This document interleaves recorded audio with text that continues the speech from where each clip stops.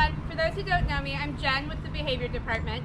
In today's video, we're going to be going over some safe handling and defensive leash handling techniques to use for when dogs get just a little too unruly, too rowdy, and other techniques have failed to work.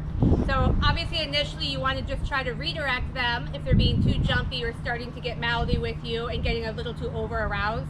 Initially you want to just start redirecting them to a more appropriate activity, such as redirecting them to play with a toy instead of jumping on you or grabbing at the leash, for example.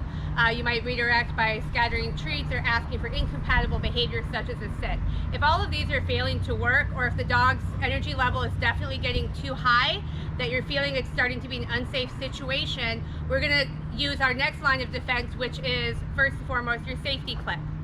It can be something as simple as just a really strong metal carabiner. You'll be getting some of these.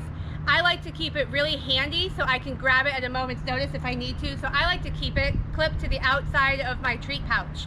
So that way if I'm walking and the dog's starting to get to be too much, I can easily grab it, attach it to the leash, and then maybe attach the dog's leash to a fence, that kind of thing. So we're going to be demonstrating that a few times, and I'll show you some other techniques as well. To help me with that, I've got my good buddy Tyson here. Tyson! Oh. So, first and foremost, if I'm walking Tyson and I'm in an area where I've got a chain link fence nearby and he's getting to be too excessively unruly with me, I can immediately grab my clip and I'm going to attach it to the leash handle like this, walk him over to the fence, attach him to the fence, and now I can safely walk away from the dog, get out of his reach. That can give him time to settle down, or if I need to go get assistance from somebody else, the dog is safe and secured and unable to make contact with me. If for some reason I have, maybe lost my carabiner, or I left it on a different dog's leash and I don't have it with me, in that unfortunate scenario, I can still use a chain link fence to safely do a similar technique. It's just a little harder to do. But what you do in this case is you feed it through the loop and then you pull back. And now this creates tension, and I can use as much tension or as little tension as I need to make sure the dog cannot physically reach me. Now in this situation, it's a good opportunity for me to see if I can get the dog to settle down, if I can ask for sits, are there other calm behaviors, and see if their energy level will decrease. Otherwise, it might just be an opportunity for me to wait here, and when I see somebody, ask for assistance. We have another one as well that's a little similar to that one if I'm somewhere where I'm not near a fence post or near a chain link fence, and that's where I'm going to actually be using a tree or a post. Something that I can still get the leash around. Now this tree is a little too big for it, so we'll show you on a more ideal situation. But so we'll use this pole over here as an example.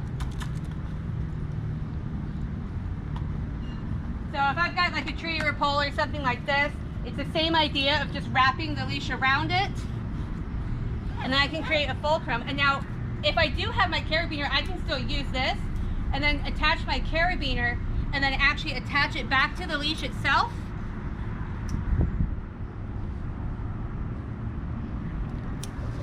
And that way, now the dog is secure, I can get away from him, and I might be able to go and then get help. Or if I see somebody struggling with the dog and I need to secure my dog temporarily, this is a good safe way to do it while I go assist the other person. Dog's not going anywhere, they're attached. I know they're safe.